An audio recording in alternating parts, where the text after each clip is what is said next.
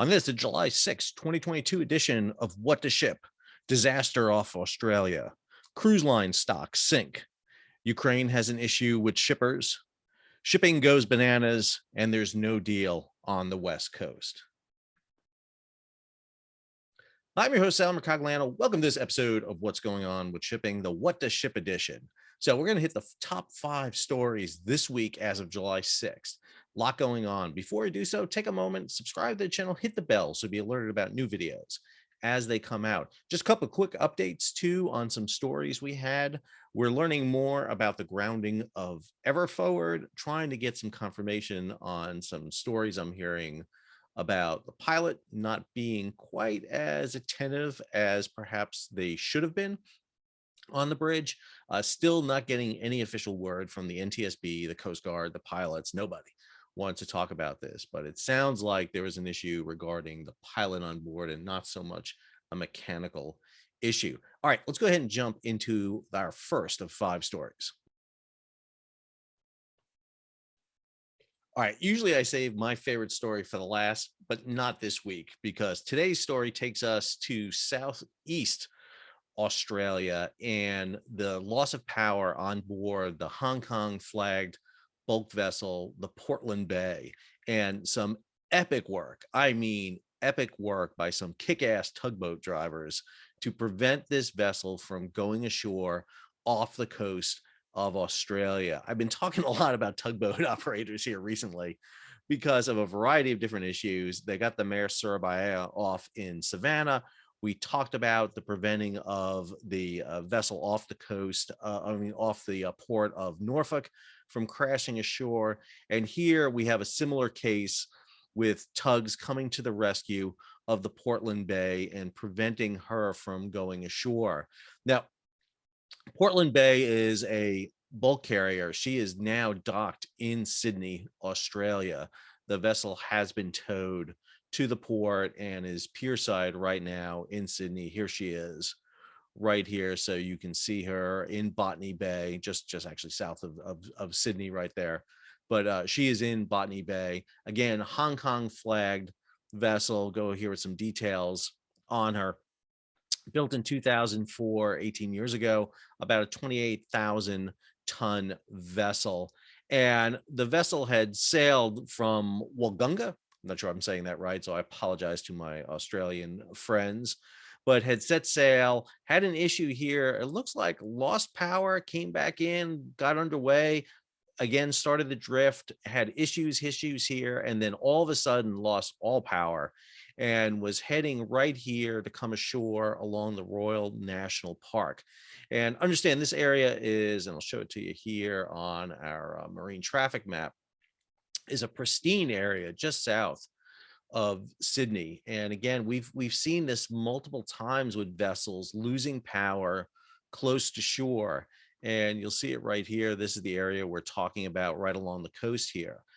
Would have been epic disaster. Saw this last year with the motor vessel President Eisenhower when it lost power off the Southern California coast, off Santa Barbara. Here's the story by Mike Schuller on G Captain, talking about it, along with a video that was posted with the vessel, talking about the vessel experienced an engine failure just 1.2 kilometers east of Gary Beach on Monday morning. Small tugs were able to attach towing cables and attempt to tow the vessel away from shore, but the towing cables broke and the ship was able to anchor as of Monday evening. Goes on here, as the weather subsided, the Australian Maritime Safety Authority, which was coordinating the response along with NSW Port Authority, issued a legal directive tasking the emergency towing vessel Glenrock, along with other small tugs that had been assisting the vessel, to move the Portland Bay into the harbor at Botany Bay ahead of expected bad weather.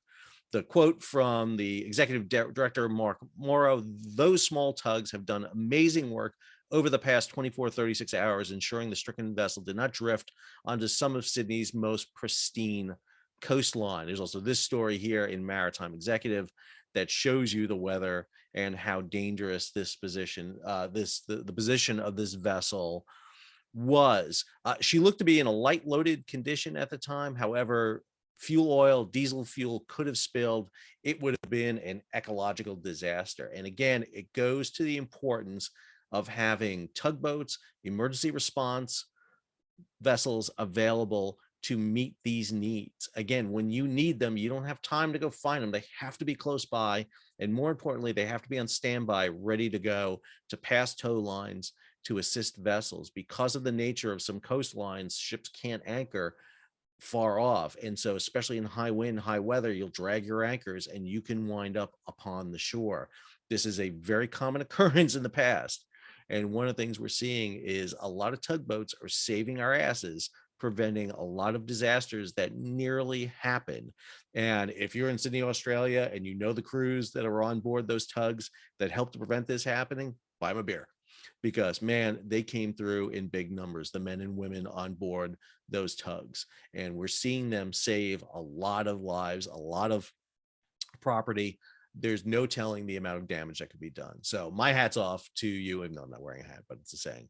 But congratulations on a great job. Let's go ahead and story number 2. Story number 2 takes us to the cruise industry, and the cruise industry is on fire. Well, maybe not on fire, but one Carnival ship was on fire. The Carnival Freedom at Grand Turk had a slight bit of a fire, as you see right here. A fire engulfed the ship's stack. This was probably due to the fact that the ship was in port. It wasn't running its engines at full capacity, and therefore you weren't getting enough heat and up through the stack. Probably had a bad injector on an engine, put too much carbon into the stack, and because of running at lower capacity levels, get some oxygen in there, and boom, you have fire on board. And it just absolutely took off. The ship recently made a port call, denuded of its traditional wing stacks into port. Looks kind of weird of it coming in. But the reason I'm mentioning this is there's been just a plethora of stories here. Really bad news for the cruise industry. You had this one on the Carnival Freedom. You have this one here, a Norwegian cruise line, the Norwegian Sun, hit what some people are referring to as a iceberg. I would tell you that this is not an iceberg. This is not the Titanic right here. This is probably a growler or a small cave from one of the glaciers that came off. You can see how hard it is to see. Most icebergs are not big white things. They actually blend in with the color. And you can see that right there. But we know the Norwegian Sun struck that. And again, we're just seeing these hits to the cruise industry. Most recently, this story, we've done an earlier story on this. This comes from Genting, the giant cruise ship's maiden voyage, maybe due to scrapyard. These were the vessels that were being built at MV Werften for Genting and cruise line. This is the Global Dream. And so we're seeing these vessels maybe heading right to the scrap. But the larger issue isn't icebergs. It's not fire. It's not that new vessels are being scrapped. It's that cruise stocks have taken a tremendous hit. This story right here by John Conrad back at the end of June talks about the idea that cruise line stocks could fall to zero.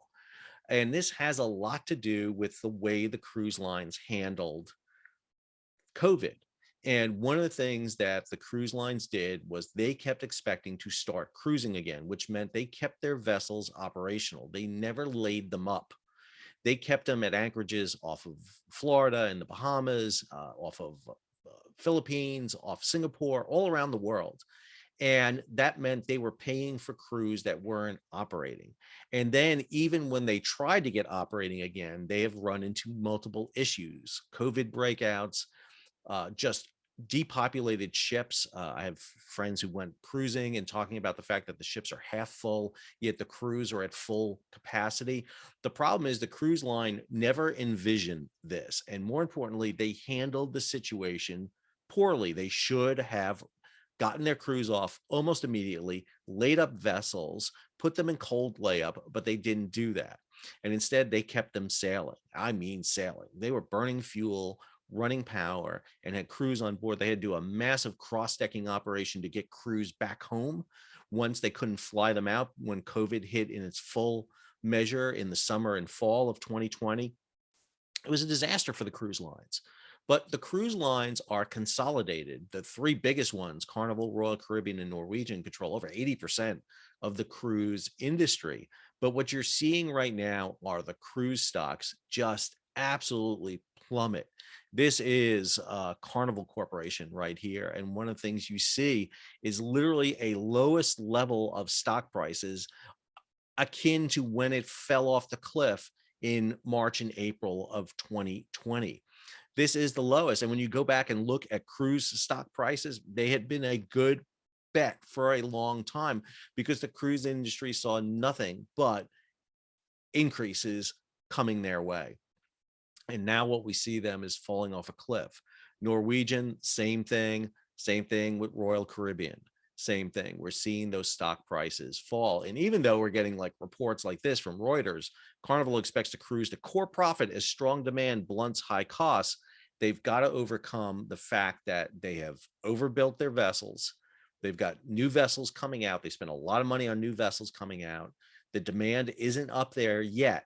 They're still facing COVID issues on board, and they can't bleed off a lot of their older tonnage. They're basically sending them to scrap and getting very little money in return for them. And so the cruise industry really finds itself at a point of flux. Add to it a lot of protests against the cruise industry for going into certain ports. Key West, for example, is a big one. Venice, another one in Europe. And so the cruise industry is getting a lot of backlash from environmental issues because of its large carbon footprint. Now, there's efforts to change propulsion on cruise ships, go to much cleaner propulsion, but understand cruise ships require a lot of power. Everything you bring on board your cruise line that needs to be charged requires power. And that amount of power means they've got to burn fuel. And the cruise industry finds itself at a very interesting point. What happens to it? Now, Carnival, Royal Caribbean, and Norwegian are too big to fail. They are not going to go bankrupt. But what you're going to see is the smaller subsidiary lines of them will be bled off. We saw that very early on with some cruise lines going under, and you can expect to see that. You'll see some of the cruise lines shed maybe some of their smaller specialty lines. We may start seeing a breakup of the big cruise lines, but understand these cruise lines, while those three are all located in southern Florida within 20 miles of each other, their corporate headquarters that's their corporate headquarters, but they're incorporated in Panama, Liberia, and the Bahamas. And so you will not see a U.S. bailout of these companies.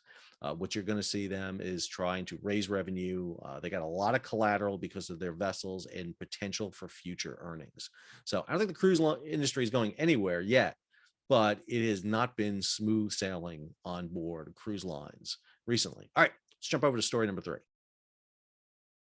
Story number 3 takes us to the Black Sea and the Russia-Ukraine conflict.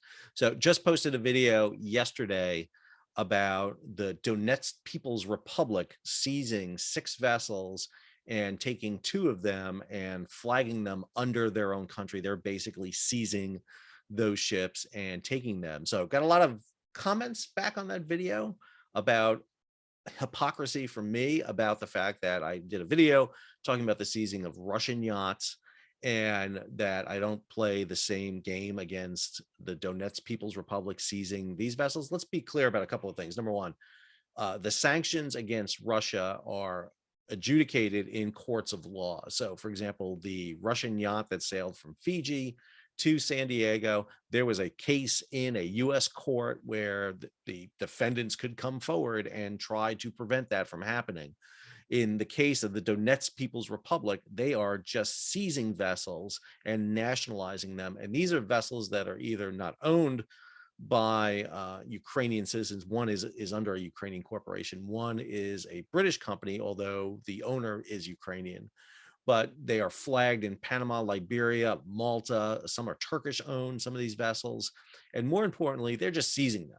And these are neutral vessels that are not involved in the conflict between Russia and Ukraine. Russia is under sanctions by many nations because of their invasion of Ukraine.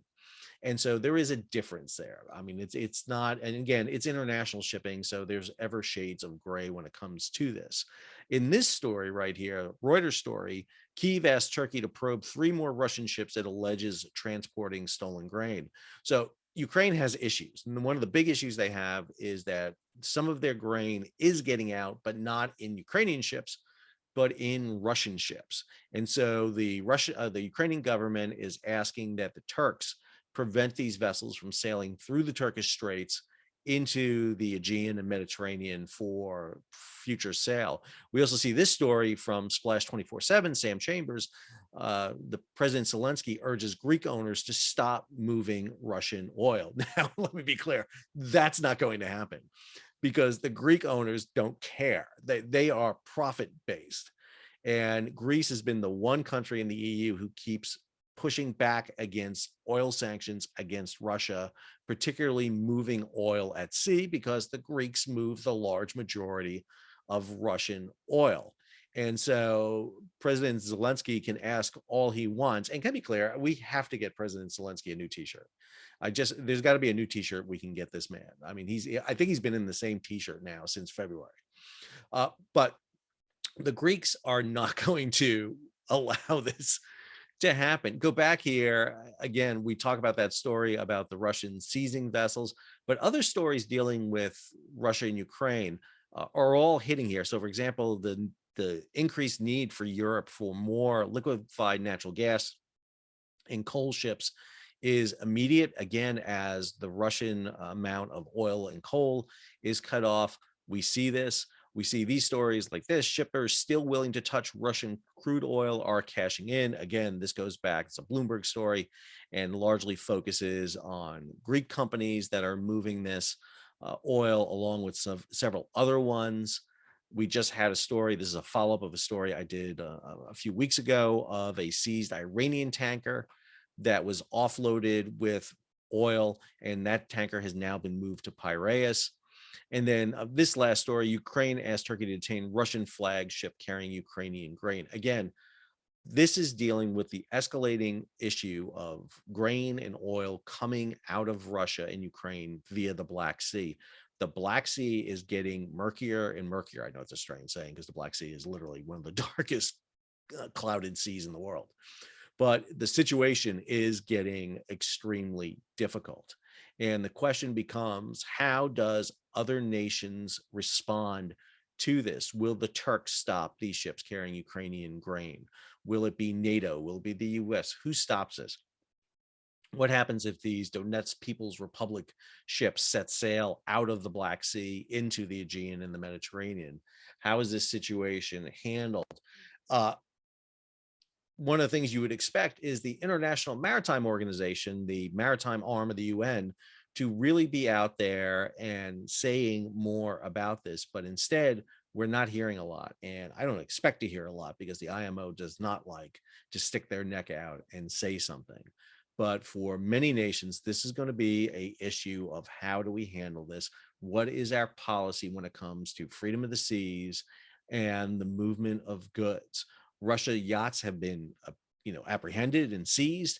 What happens with ships, Russian ships carrying Ukrainian grain, Ukrainian stocks, or ships that have been seized illegally and now reflagged under the Donetsk People's Republic? A lot of issues coming out of the Black Sea. All right, let's go to story number 4. Story number 4, shipping goes bananas. A great piece by ProPublica on the issue of banana ships, but more importantly, the issue of detention and demurrage. And this is just a great piece that hits on so many issues here. Michael Grabel wrote this piece in which he's talking about the issue about, a commodity, and particularly bananas. And bananas are very unique because of the way they move. They got to be in reefer containers. These are refrigerated containers. They have to be able to be moved very quickly. And one of the issues is getting those containers off the terminals and out to the distributors so that you can get bananas. And he talks about the fact that he literally had to beg and borrow a trucking company to go in and get his containers recently in the port. This drove up the cost of transporting bananas from 60 cents a pound to 90 cents a pound. But really, the issue that comes up here, that is absolutely the one that you should be aware of, is the issue of detention and demurrage, the D&D of shipping and freight, not Dungeons and Dragons, for those of you out there who know anything about that. Not that I would know anything about that. I mean, I never played that. I'm a cool guy. But detention and demurrage deals with how you basically are fined for not returning containers. So you get charged, for example, if you take a container off a berth and you're not able to return it on time. But in some cases, you are unable to do it because of the terminal and the yards. And what you wind up racking up is huge fines. I mean, thousands of dollars in fines. There's a couple of cases in here where they talk about this. Now, the one that's really looming on the horizon was a recent one that the Federal Maritime Commission did with Hop Hog, where they had nearly $2 million worth of fines racked up. And that has led to a massive fine against Hop Hog in the range of $16.5 million. But for smaller companies, this is a huge issue when all of a sudden you're being charged for the movement of these containers and you can't get them off. And if you can't get your container returned or brought back, you're incurring these fines. It'd be like, again, for those of you old enough to remember, getting a video from Blockbuster, go back to Blockbuster to return it and they won't take it, yet they're still charging you the fine. Or you rent a video from Blockbuster. And for those of you who don't know who Blockbuster is, just watch Captain Marvel. That's the building she crashes into. You'd be charged for renting a video, but you don't get the video because they can't find it because the video store is too full of videos. And so therefore they can't find it, but they charge you anyway. This is the crazy factor that we're dealing with here. This story, he talks about this right here. By the time you're said and done, instead of paying $10,000 a container with all the fees racked up with storage fees at the port, chassis fees, per diem fees, these guys are paying $60,000 to $70,000 a box. Again, you could get a box cheaper than that. You could buy a box cheaper than that, but yet these companies are stuck with this. Building on the ProPublica piece, this one from Kim Beggar over at Splash 24/7, benchmark report on demurrage and detention. The top 5 most expensive ports in the world are all in the US. And this report, man, I hats off to Kim for this one too. What a great report she did. So this report looks at the ranks 60 global ports based on their detention demurrage charges. And the US has the top 5. And it says right here, the top 5 spots on the list. New York leads the way, followed by the ports of Long Beach, Los Angeles, Oakland, Savannah. All 5 of these ports are more than 2 to 3 times more expensive than the 7th place Hong Kong, and at least 20 times more expensive than other major Asian container hubs such as Dalian in China and Busan in Korea. Of the leading container lines, Costco currently has the lowest D&D charges and HMM the highest. This is, again, just an absolute, again, it just shows you what's going on here and the problems associated with shipping right now. Add this one to it, that over 2% of global freight capacity is at a standstill in the North Sea region. This has a lot of reasons due to congestion in those ports. We're seeing reports again of the pileup of containers. Here's a Greg Miller story from July 3rd. California ports piling up again, too many containers sitting too long. And as if that's not bad enough, we get this story from Sam Chambers at Splash 24/7. Rising COVID cases in China spark further lockdowns. So just when you thought everything was getting back to normal in terms of ocean shipping, man, we are back in it again. And US ports are suffering from this issue of detention and demurrage, where people who are shipping containers either can't get their containers, can't return the empty containers, or are just being charged excessive amounts of money, well above what they should be charged. And this is one of the reasons you saw the passage of the Ocean Shipping Reform Act in Congress that the World Shipping Council has screamed about. But again, this is not just on the ocean carriers, it's on everybody who touches freight to ensure that seamless movement. And again, I go back to the Secretary of Transportation, Secretary Pete Buttigieg. You need to put together a group of people to look at the holistic issue of transportation. It's not just the ports, it's not just shipping, it's road, it's rail, it's aviation. The heads of all four of those administrations, the four horsemen of the Buttigieg, should get together and start convening panels to talk about what can we be done to alleviate this situation. These charges are being put on American shippers who are hauling cargoes in and out of ports. They are transferring it to the US people, and that means inflation. And that means we're paying for it through the wallets. And that's an issue that needs to be addressed. All right, let's go to our last story.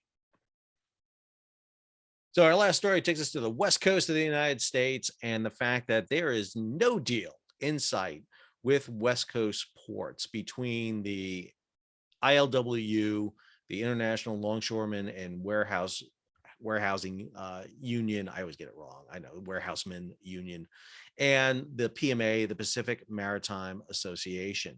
The deadline was June 30th. We're into July, and we do not have a new contract on the West Coast. This story by Mike Schuller details the issue about this, about the 22,000 dock workers across 29 ports, and the issue that we are not seeing this. But at the same time, talks about container congestion, just what we talked about a minute ago, and all the issues associated with it. This one from Eric Kulsich, fingers crossed as West Coast port labor talks head into overtime.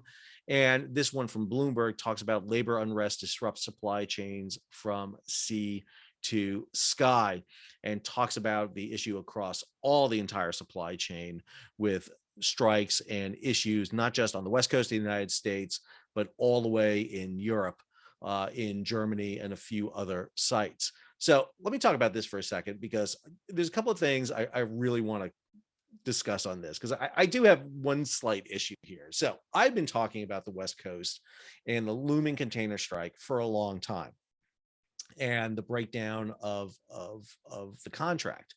Now, understand the union and the PMA are operating, cargo's flowing, everything's moving, just like there's no problem. And that's good.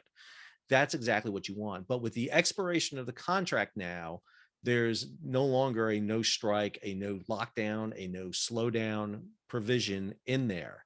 And what I have talked about consistently is once that expiration goes out, it's going to cause issues in transportation, not the least of which what we're seeing right now is the shifting of cargo from the West Coast of the United States to the Gulf and East Coast of the United States. Now, understand this has been going on since last year, when the congestion hit gang fire, off of LA and Long Beach, when there was over 100 ships. And then the port of LA and Long Beach hid the problem by sending the ships out to sea. You lied to everybody. You sent those ships out to sea, and there was still congestion there. So Marine Exchange of Southern California, the PMA, the ports, all of them wanted to get rid of the visualization of the ships at anchor off the port. And so they sent them out to sea, yet they still had the congestion. Understand the congestion still exists today. We still have 20 ships waiting to get into LA and Long Beach. But more importantly, we have congestion off Savannah, off other ports, New York, New Jersey, off Houston. Now the congestion is spread. Why? Because cargo has shifted. People have started routing their cargo through the big lane of the Panama Canal on these Neo-Panamax vessels, and they have routed the cargo on the ultra-large container vessels sailing out of East Asia via the Malacca Straits, the Bab el-Mandab, the Suez Canal, the Straits of Gibraltar, to Europe to be transloaded onto ships going across the Atlantic to the United States. So we still have a congestion issue, but now the congestion issue is national. It's around, and understand it's going to get worse, because as the container ports fill up and you have more and more containers piling up as consumers don't buy as much, and as the warehouses fill up, and as trucking starts losing businesses because of the slowdown in trucking, and then you have the implementation of regulations in California, this is going to create another supply chain issue in the fall into the winter of 2022.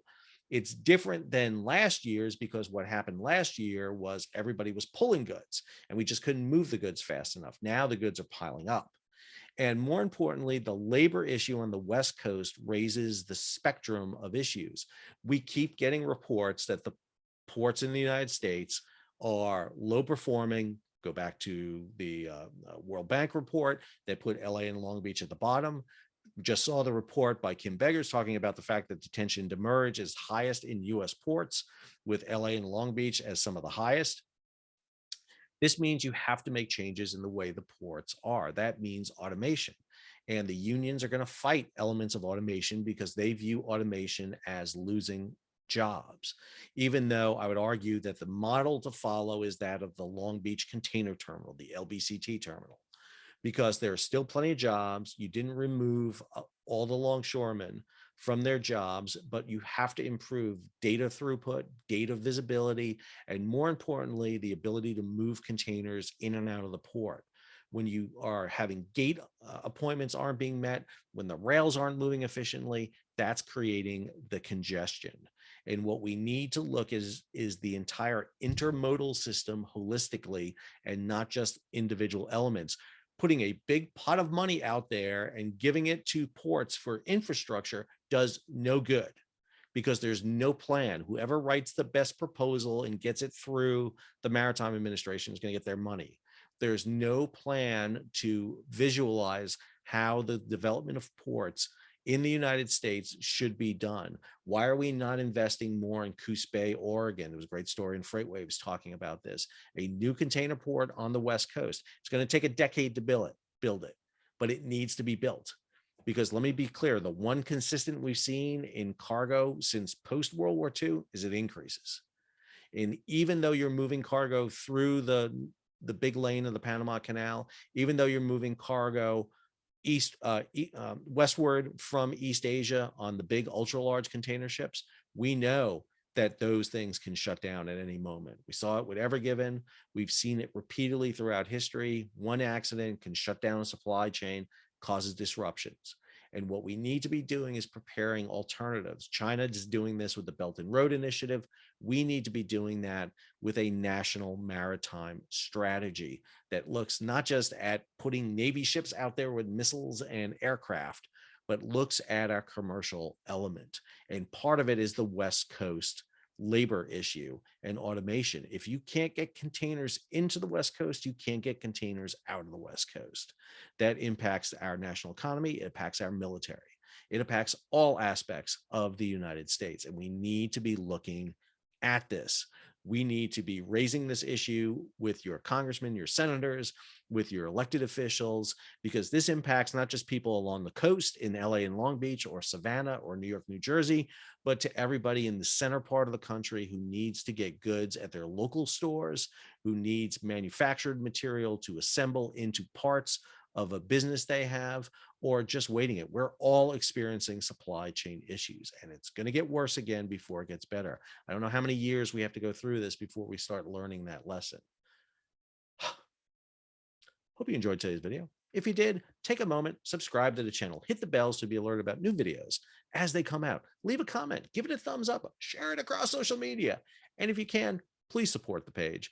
By supporting the page, you give me the opportunity to bring these videos to you, to put them together, to subscribe to news sites, to get all this information so that I can put together in a 30-minute bite a good snapshot of what's going on with global shipping. If you can do it by two ways. One, you get the super thanks button below and contribute directly to the page, or you can head on over to Patreon and become a patron of the page.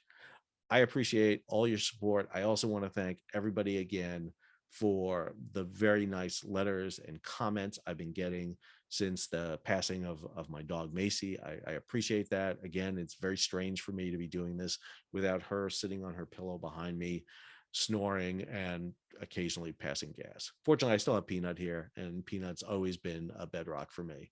So until our next video, this is Sal signing off.